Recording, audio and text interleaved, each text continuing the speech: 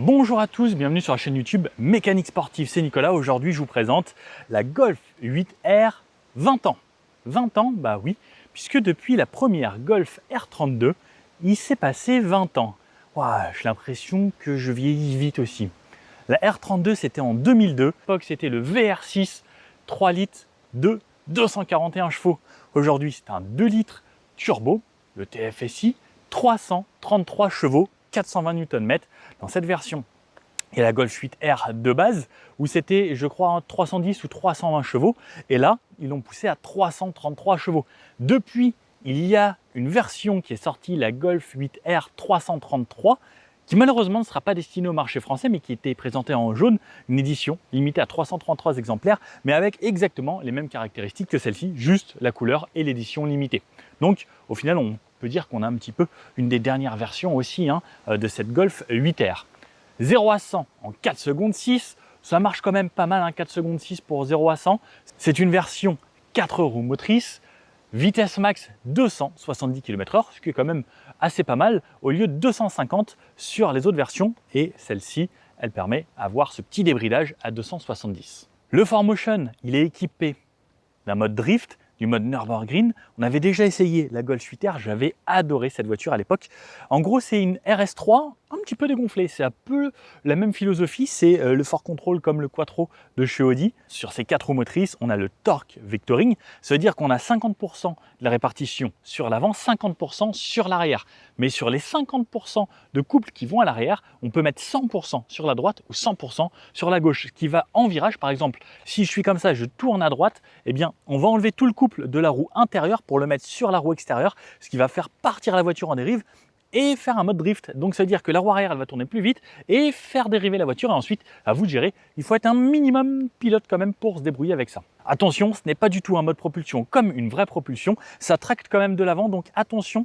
Le 4 roues motrices, ça n'a rien à voir avec une propulsion. Donc attention au coup de raquette, parce que si vous driftez pareil et que vous contrebraquez et que vous gardez gaz, le moment où ça va regripper, en fait, vous allez vous prendre un coup de raquette, ça va être assez violent. Donc, petite expérience à avoir là-dessus.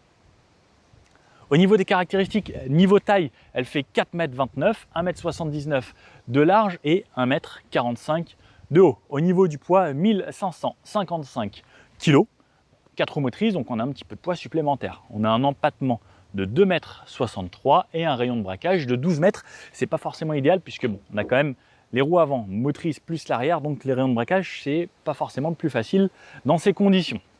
Au niveau du tarif pour cette Golf 8R 20 ans, à partir de 62 700 €. C'est pas donné, et en plus de ça, on a le droit à un petit malus en France, malheureusement. Je vous envie, vous qui vivez dans d'autres pays où il n'y a pas de malus, parce qu'en France, ça fait quand même assez mal. Mais bon, on garde quand même la passion avec une voiture très sympa, vous allez le voir. Et surtout, ça reste une Golf, donc c'est utilisable au quotidien. On peut l'utiliser exactement comme une Golf GTI, sauf que ça consomme un petit peu plus. Ou même une Golf toute simple. Ça reste la même base. Celle-ci, elle est équipée du pack Air Performance. En plus, elle a les jantes en bleu sur le côté. Donc ça, c'est la caractéristique du modèle 20 ans également. Et surtout, elle est en blanche comme ça aujourd'hui. Très sympa. Elle existera qu'en 3 couleurs, en bleu, en noir et en blanc. Le bleu, c'est le bleu lapis. Le noir, c'est un noir assez profond. Et ce blanc, qui est assez sympa. J'avoue que j'avais jamais vu de Golf 8R en blanche avec le petit bandeau bleu. C'est un petit quelque chose original.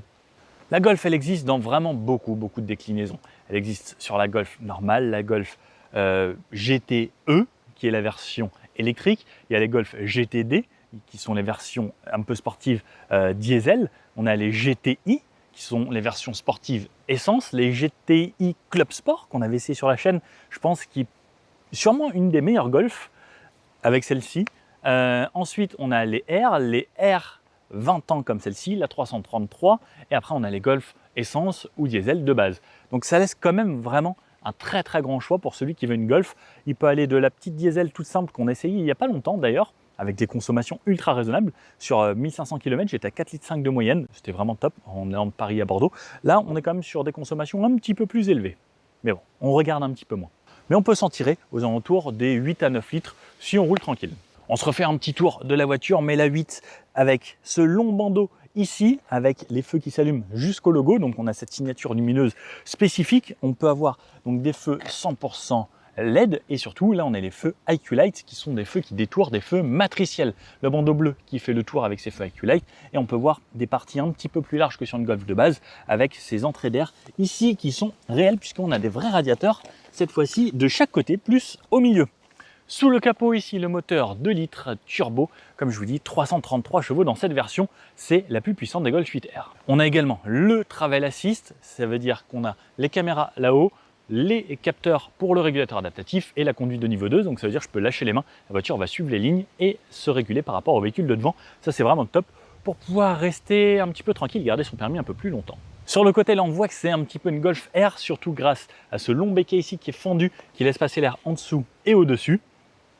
La lame sur le bas, donc ce bas de caisse ici qui élargit encore un petit peu la voiture puisque on a des roues qui sont vraiment bien à fleur de la carrosserie et surtout on a même cette petite partie plastique ici qui sert puisque comme les jantes sont plus larges et que les pneus sont vraiment aux extrémités, eh bien ils ont dû rajouter ça pour que ça reste dans les normes. Sinon on n'a pas le droit de faire en sorte que lorsque je suis au-dessus de la voiture, le pneu soit plus large que la carrosserie. Le bas du pneu ne doit pas être plus large que la carrosserie, comme il y a un petit peu de carrossage pour justement le côté un peu plus sportif, eh bien ils ont dû rajouter ces petits éléments plastiques. C'est marqué 20 ici sur le côté pour cette version anniversaire. On a le toit ouvrant sur l'avant, l'aileron type requin en noir et en fait on a des petits contrastes sympas entre le noir, le blanc, le noir, le toit, le noir ici. On peut voir il n'y a absolument aucun chrome sur cette voiture. Les rétros en bleu, le R ici en bleu et les jantes avec le côté bleu également qui rend ça bien sympa et l'étrier R en bleu également. On ne sait pas exactement ce que c'est à l'intérieur, on ne sait pas exactement combien il y a de pistons, mais on a l'impression que c'est un 2 pistons, mais énorme 2 pistons qui est bien plus large. Ça fane plutôt bien. On a du bon pneu, du Michelin Pilot Sport 4S, qui est une des références sur les voitures de sport. Et on est en 235 ici à l'arrière, et normalement il me semble qu'on est en 235 aux 4 coins, si je ne dis pas de bêtises. C'est bien ça, 235, 19 pouces aux 4 coins. Sur l'arrière, de ce côté-là, on pourra mettre 55 litres d'essence. On a les feux IQ Light également, avec le clignotement défilant à l'avant comme à l'arrière. Le troisième feu stop qui est intégré ici dans ce long béquet, vitre surteintée essuie-glace. Le logo R qui cache la caméra relève le logo et ensuite sort d'ici pour vous faire la marche arrière.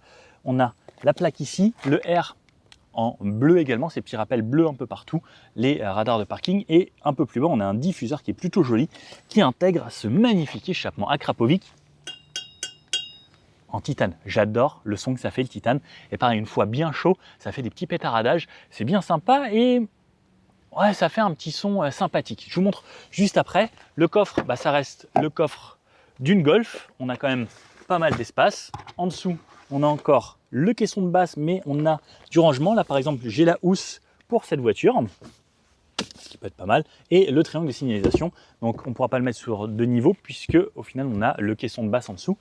Mais moi, je rentre sans problème. Bon, je vous fais écouter quand même la ligne d'échappement avant de vous montrer l'intérieur. Allez, je vous pose là.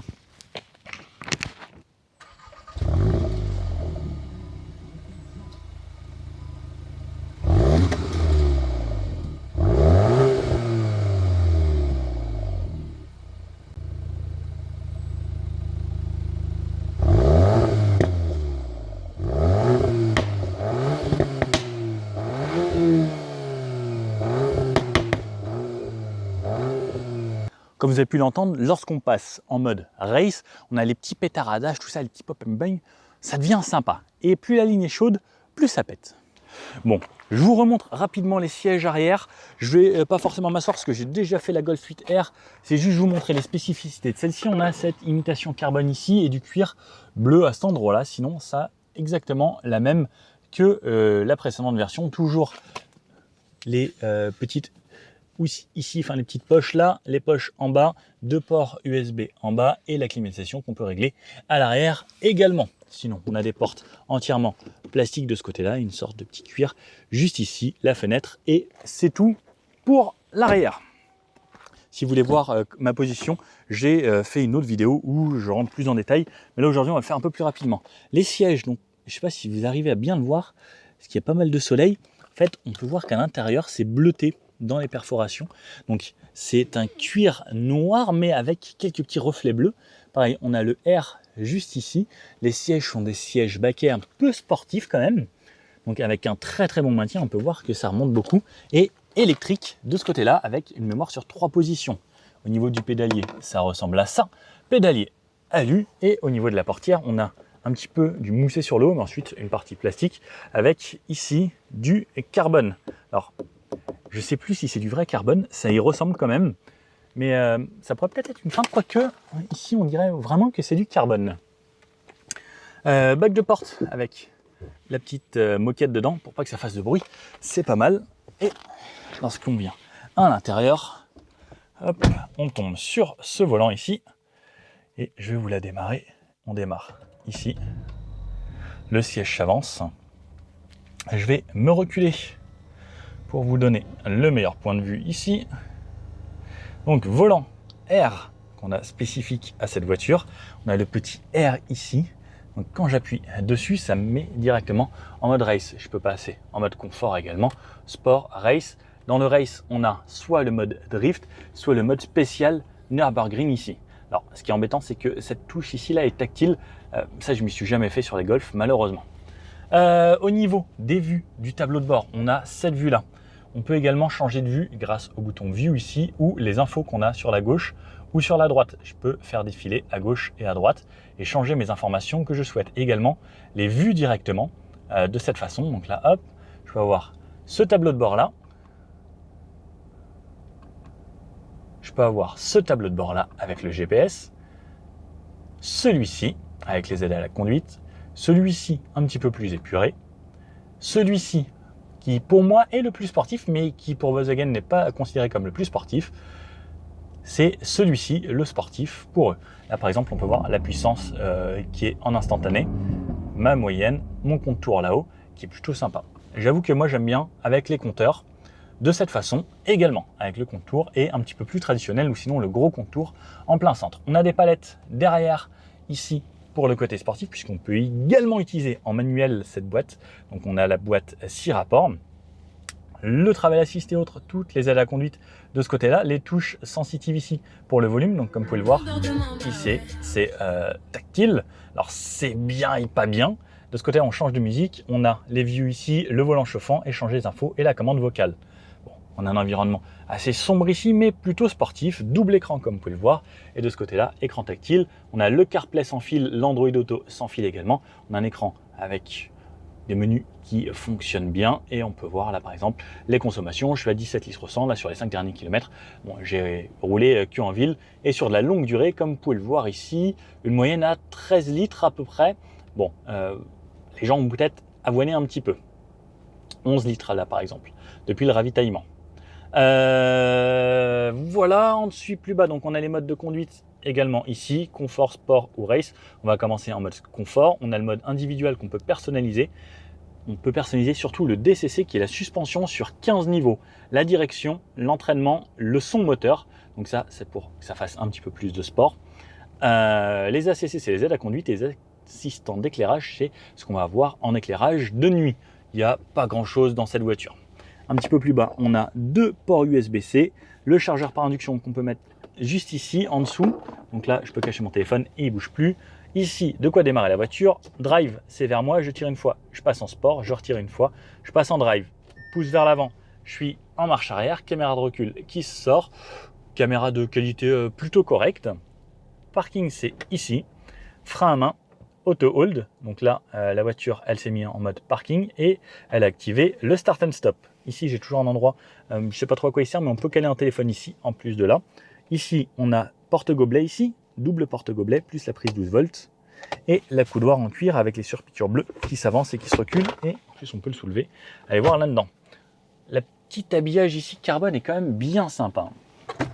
Et la boîte à gants, juste ici, sur le haut. On a le rétroviseur électrochrome. On a une belle vue sur l'arrière, on ne voit pas trop mal. Chez Volkswagen, comme on connaît sur la Golf, les éclairages tactiles juste ici et là-haut avec la LED bien blanche, le miroir et ce toit ici vitré avec la partie rideau qui est manuelle. Et on peut également l'ouvrir et j'espère qu'il ne va pas pleuvoir, mais en tout cas le ciel est très beau là. Bon, c'est parti, let's go avec cette Golf 8R 20 ans. Allez, c'est parti donc avec cette Golf 8R 20 ans, 333 chevaux derrière le pied droit juste là. pied sur le frein, on démarre, petite sonorité sympa, pareil les cold start le matin sont assez sympas. Hop, Waze, donc j'ai mon Android Auto, mon Apple CarPlay, la petite console, le carbone là franchement il fait plaisir. Je suis bien dans cette voiture, le volant en cuir, le cuir perforé ici, les petites palettes, mais on va commencer donc comme je vous ai dit en mode tranquille, on va commencer en mode sport, pas en mode sport, il est en mode sport, en mode confort et drive. Donc c'est un E quand je suis en confort, donc en gros c'est le mode éco, économie ou efficiency, comme ils appellent dans le groupe Volkswagen. Donc on part, vous pouvez le voir, il n'y a pas de bruit, c'est silencieux, on a un petit peu de bruit de roulement quand même, mais le moteur, très très discret, je n'ai pas l'impression d'avoir une voiture de sport dans ces conditions. Par contre là sur les deux dames, j'ai l'impression d'avoir une voiture de sport quand même, parce que la suspension est quand même très ferme, même si en mode confort, elle se veut quand même beaucoup plus soft. On la règle sur 15 niveaux et en mode confort normalement elle est au plus doux. Et là si je passe vraiment à mon niveau, on sent que la voiture est ferme et que le châssis est rigide et que la suspension aussi est également très ferme. La pédale de frein est hyper progressive quand on y va à la cool. Si j'appuie un peu plus fort, ouais, ça va, non, ça reste quand même très progressif. On verra tout à l'heure en freinage dynamique et sur le mode sport. Alors, il y a le auto hold, hop, ça veut dire que je freine à partir du moment où je suis arrêté. Si j'appuie sur auto hold, je peux relâcher ma pédale de frein. Il y a le start and stop qui vient de s'activer. Start and stop qui peut être pratique si on fait beaucoup de villes ou des bouchons. Moi j'aime bien puisque ça évite de consommer de l'essence bêtement pour rien. Après en mode sport ça le désactive, ou en mode race etc. Il n'y a plus de start and stop pour justement éviter que les turbos sont montés trop haut, que l'huile etc. redescende bien. Il faut mieux pas avoir de start and stop. Par contre lorsqu'on roule à la cool, on ne fait pas monter en pression les turbos et autres, donc c'est pas gênant du tout. Le clignotant et ça redémarre. Boîte automatique et à la cool. Sur un goudron bien propre, c'est lisse. Le moteur on entend très légèrement. Le but c'est en mode efficiency, ça dépasse pas les 1700-1800 tours minute, ça passe le rapport. Le but c'est de conduire justement avec le couple tout en bas et rouler à la cool. Alors je vais me mettre à 70 juste après le petit dodan là-bas. Là si je roule, là je suis à 60, donc je pourrais même me mettre à 50. À 50 c'est vraiment très confort, pas de bruit, c'est insonorisé, voiture récente. Petit dodan plutôt ferme ici, et là on sort de la ville, donc on va passer à 70. Je rappuie à moitié de la pédale, au final la cartographie fait en sorte que ça accélère pas trop fort, et là je suis à 70. Et à 70 j'entends pas du tout le moteur. Ça c'est l'avantage d'avoir des moteurs au moins de 2 litres, c'est que ça reste plutôt discret. La suspension filtre rien puisque là c'est un billard au final. L'échappement je l'entends pas. Donc voiture du quotidien. Là je suis dans ma Golf, diesel quoi, hein, j'ai l'impression, à la cool. Ce qui est bien c'est que cette voiture elle a vraiment 2 caractères. Autant comme ça, le top du top, je freine tout doucement, ça ralentit, à la cool. Mode confort ça. Ensuite on peut passer en mode sport. Mode sport qui va lui durcir encore un petit peu la suspension, mais cette fois-ci pousser un peu plus les rapports, et je sens tout de suite sur ma pédale d'accélérateur il y a beaucoup plus de répondants. On va s'arrêter tranquillement, et surtout en mode sport je commençais à entendre un petit peu le moteur. En mode sport j'ai quand même le auto hold, le start and stop. C'est juste en mode track qu'il n'y est pas. Parce que le mode sport je peux l'utiliser au quotidien si j'ai besoin d'avoir une voiture un peu plus dynamique. On va voir à la relance lorsque le feu va passer au vert, mais ces sièges en tout cas maintiennent super bien. Regardez là, moi je peux vraiment pas bouger, ça m'arrive quasiment à mon épaisseur de corps. Quasiment on pourrait mettre une barre devant comme au parc Astérix, et pour être tenu là je serais bien maintenu. Au niveau de l'assise c'est pareil, on est vraiment bien dans cette Golf. Puis là dans le calme et tout, c'est top. Par contre ça vaut pas la diesel que j'ai essayé il y a quelques jours là, enfin quelques semaines maintenant, ça passe vite les jours, où ça consommait quasiment rien. Là en mode sport j'ai quand même, en mode sport j'entends l'échappement, j'entends qu'il se passe quelque chose, la voiture est différente, ça relance un petit peu. Si j'appuie gentiment sur l'accélérateur, elle tombe pas forcément les rapports. Mais ouais, ça roule sur le couple, on sent qu'il y a de la puissance. On est facilement à 50 km/h. On sent qu'en mode sport, la direction, elle n'amène pas beaucoup d'informations. On sent que ça se voit encore un petit peu soft. Par contre, sur la suspension, c'est... ouais. Et ensuite, on va pouvoir passer en mode race. Mode race qui, lui, tout de suite, amène un autre caractère. Et il y a les petits pop-up. Je peux jouer avec les palettes également.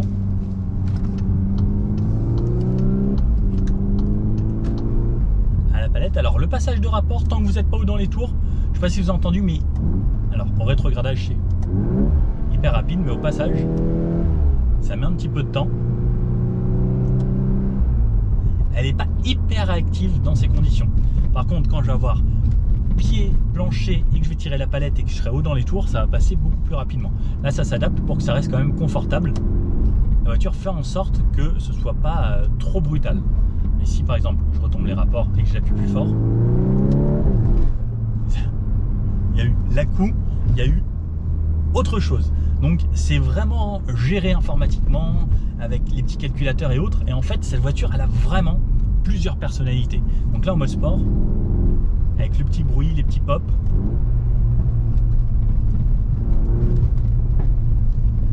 On n'entend pas, mais ça met des belles petites déflagrations dehors.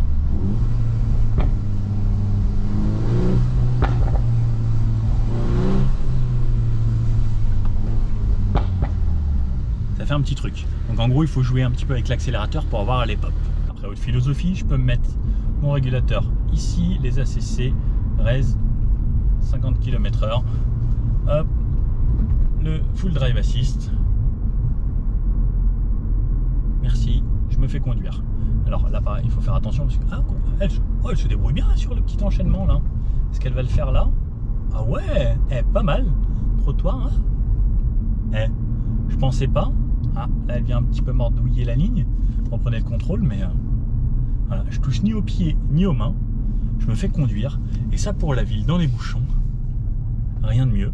Et elle va aller jusqu'à l'arrêt, tranquillement. Et normalement, si tout se passe bien, elle me met même le start and stop. Alors, parce que là, j'ai remis la clim. Ah si, voilà, start and stop. Elle s'est coupée. Et quand ça va avancer devant, elle va redémarrer. Alors, selon le temps, il va peut-être falloir avoir besoin de rappuyer sur l'accélérateur. Mais là, effectivement, il va y avoir besoin, parce que ça fait vraiment longtemps. Ça, c'est le kiff quand même, pour se déstresser. Donc là, elle redémarre. J'appuie sur l'accélérateur, je relâche tout, et elle resuit ce qu'il y a devant. Bon, il faut garder les mains sur le volant, parce qu'on est en France, il n'y a pas encore la conduite full autonome. Ça arrivera dans les années à venir. Après, moi, je suis pour que même une Ferrari, elle ait la conduite full autonome pour de temps en temps juste faire plaisir. Prendre la voiture et dire, tiens, vas-y, emmène-moi là-bas. J'ai des trucs à faire, des coups de téléphone à passer et autres. La voiture, elle conduit. Là, par exemple, j'ai pas forcément de plaisir à conduire dans ces conditions. Et que sur les petites routes ou autres, on puisse se faire plaisir. Ou sur l'autoroute, que la voiture puisse conduire toute seule. Parce que sur l'autoroute, c'est long, quoi. On s'ennuie. Allez, on va aller s'insérer sur l'autoroute. Je me suis remis en mode confort. Et même en mode confort, ça pousse bien. Bon, par contre, on n'a pas du tout le son de l'échappement, on n'a rien. Mais par contre, le châssis tient quand même super bien. On est quand même fort en virage. Ouh, je sens que l'arrière s'emmène un petit peu. Allez, on vient s'insérer tranquillement. Donc c'est 110 ici, hop, ça ralentit un petit peu. On va aller. Bon, attendez, je vous fais le petit bout à 90 pendant qu'on y est. Donc 90. Allez, ça me passe les rapports. Boîte 7 rapports. Je crois que je vous ai dit 6 tout à l'heure, mais boîte 7 rapports. Alors à 90, je suis à 1600 tours minute, à peu près 1600-1700 tours. C'est agréable. Je peux mettre le régulateur à 90, toutes mes aides à la conduite. Je peux me ranger, mais ici c'est 110, mais pourtant la voiture là-bas ne veut pas. On va aller mettre un petit peu plus vite. On va la doubler, on va se mettre à 110 comme c'est 110. Aide à la conduite. Moi j'adore ça. Pour ce genre de route, c'est l'idéal. Parce que là sur ce route, il n'y a pas moyen de se faire plaisir, sinon on est vite au-dessus des limitations. Ça sert à rien. rabat à droite. On squatte pas les fils de gauche. On a un peu de bruit de roulement. Là c'est normal, on a des pneus un peu sportifs. On a une voiture qui se veut quand même à caractère sportif, donc c'est bien d'avoir un petit peu de ressenti, un petit peu de bruit. Tout à l'heure on le voyait en ville, c'était plutôt bien insonorisé. Là ça reste franchement correct.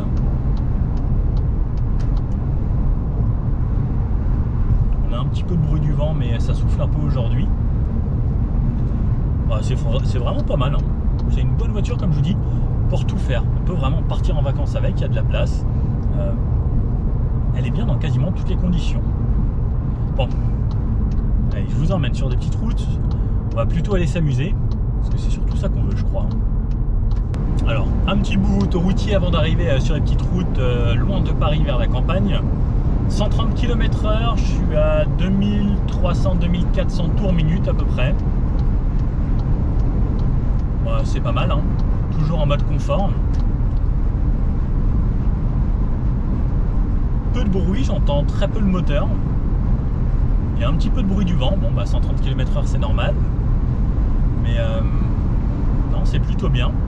Ma moyenne que j'avais remis à 0 depuis tout à l'heure, je suis à 10,5 litres de moyenne. Ce qui reste correct, hein, pour 330 chevaux. 333 exactement. On a quand même une voiture qui est assez puissante. On a de quoi s'amuser. Mais comme je vous dis, voilà, ça peut être une voiture du quotidien. Et pour faire de la route, bah avec toutes ces aides à la conduite et autres, moi je trouve que c'est un vrai plus. Petite route de campagne où il n'y a personne, on peut passer en mode race. Le mode race ensuite il a deux modes, drift ou spécial. Spécial c'est en gros Nürburgring pour des routes de campagne où du circuit est un petit peu plus fun. Mais on peut juste laisser mode race. Et en mode race,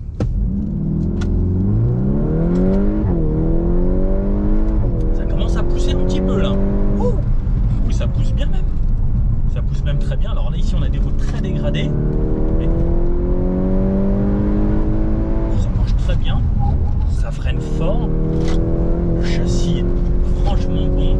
Elle reste bien à plat. Ça marche bien. Gros freinage. Sur des routes où ça bouge pas mal, on sent que le SP est hyper bien calibré et que l'électronique fait super bien son boulot. C'est assez bluffant en fait ces voitures, parce que c'est puissant mais c'est facile à emmener. Attention, parce que dans certaines conditions ça peut être compliqué, mais ça a l'air facile. Alors accélérer, bon, ça marche clairement bien, ça marche clairement beaucoup. Ma petite route où il n'y a absolument personne, on va se faire un petit 0 à 100 en partant. 0, on va mettre un petit peu de gaz et allez, let's go. Ça marche bien. 100. Ouais, c'est pas mal, hein. Et on se fait un 100 à 0. Ça freine bien aussi. Ça repart. Alors, la boîte est peut-être un petit peu lente au début. Elle fait en sorte de pas trop forcer sur la première. Elle vous emmène progressivement et ensuite ça commence à être sympa. Il faut monter un petit peu dans les tours, il faut dépasser les 3000 pour que ça devienne cool et que le turbo soit chargé. Au-dessus, ça pousse bien, ça reste continu. Par contre, c'est vrai qu'en dessous, hein, on pourrait demander un petit quelque chose et c'est là où les hybrides maintenant de nos jours comblent un petit peu ce turbo lag ou ce moment où le turbo se met à charger et autres. Et c'est vrai que les hybridations, ça a un côté où c'est instantané, alors que là, bah voilà, il faut vraiment que j'attende un petit peu avant que ça se lance. Bon, vous connaissez le fameux petit test rond-point. Donc, on a une 4 roues motrices ici, donc on a un bon pouvoir de motricité. Wow. Oh, ça tient super bien la route.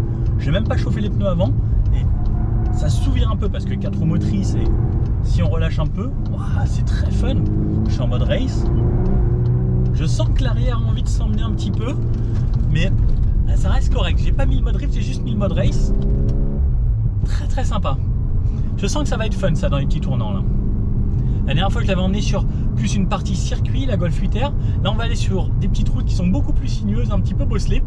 Et le 4 roues motrices là normalement devrait bien faire son travail. On arrive sur ma petite route préférée ici. Donc je vais pouvoir me remettre en drive mais en mode sport quand même. On va se le faire un premier coup tranquillement. mon repère, voir qu'il n'y a pas de soucis sur la route ou quoi que ce soit. Ça tient franchement bien. Et pourtant, là, on est quand même déjà de façon dynamique. Hein. Ce que j'aime beaucoup avec cette route, c'est qu'elle est limitée à 80, mais même à 50, on a l'impression déjà d'aller vite. Donc, il y a quand même moyen de se faire plaisir. Attention, ici, par exemple, on peut voir qu'il y a des petites épines. Mais déjà, on va dire que là, on est à bon rythme. Enfin, un petit peu au-dessus de ce qu'il faudrait. Par contre, ces touches tactiles, ça m'énerve parce que j'active le volant chauffant des fois sans le faire exprès. Là, on a des demoiselles qui font du vélo, on les double gentiment, on dépasse bien. Mais le volant chauffant, la touche tactile en fait là, et quand on conduit de façon dynamique, ben, on a vite fait de toucher ces touches tactiles. Ça, c'est un peu dommage. Ça tient vraiment bien la route, la suspension reste bien ferme par contre en mode race. Et on a un petit peu un meilleur ressenti tout de suite. Bon, et de façon plus dynamique. Wow. Oh oui. Ça change quand même pas mal. Allez, en virage. Wow. Ça tient super bien. Les gros freinages. Ça tourne tout seul. Et on peut bien réaccélérer. Et franchement, ça y va. Alors ça tient super bien la route. Oh la vache. Oh la vache. Ça, c'est le pouvoir du 4 roues motrices. C'est que ça motrice et même en sortie de virage, on peut remettre pied dedans. Et comme j'ai pas activé le mode drift, ben justement ça reste comme un vrai 4 roues motrices permanent. Et au final, waouh, qu'est-ce que ça tient bien. Et on rattrape vite les gens de devant. Wouh. Bon, lui, il va vraiment doucement, doucement. Et waouh! Sur la montée, on a vraiment très gros freinage. On peut quand même relancer sur le couple. Bon, ça marche extrêmement bien. Oh la vache! Quel régal!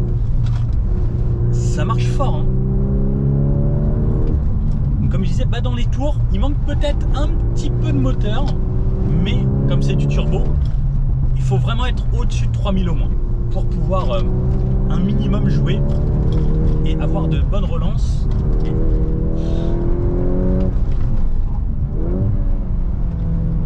Mais par contre, ça tient vraiment très bien la route et les relances.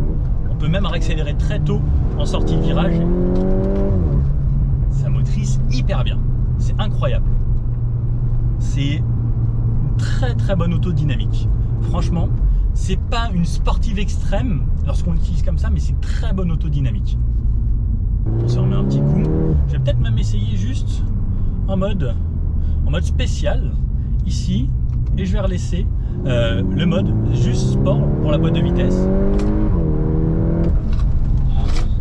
Oh la vache, ça freine vraiment bien. Et là, comme la boîte est en auto, elle fait en sorte de toujours avoir le couple maximal et toujours être sur le bon régime. Oh, ça y va vraiment vraiment bien. Oh la vache. Ça s'appuie bien. Oh là là, le châssis, c'est incroyable. Et pourtant c'est hyper bosselé ici. Et on sent que les aides, elles fonctionnent à merveille. Et même sur les freinages. Oh la vache. Je vous dis, c'est assez incroyable. On peut y aller vite, franchement, assez facilement. Qu'est-ce que ça tient?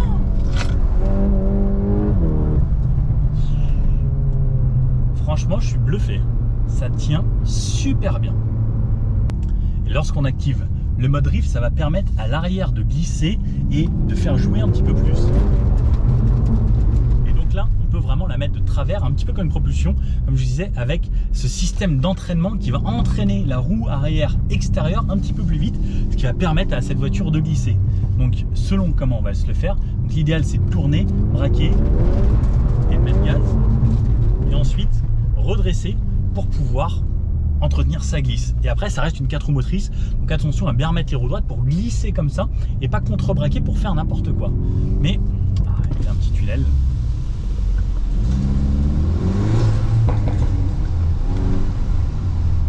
Les petits pétaradages sont assez sympas. Ah, ça ne le fait pas tout le temps.